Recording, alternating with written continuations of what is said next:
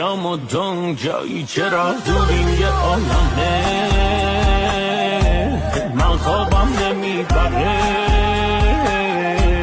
دیگه خوابم نمیبره دلم میخواد خندم اما خنده هم پر از غمه من خوابم نمیبره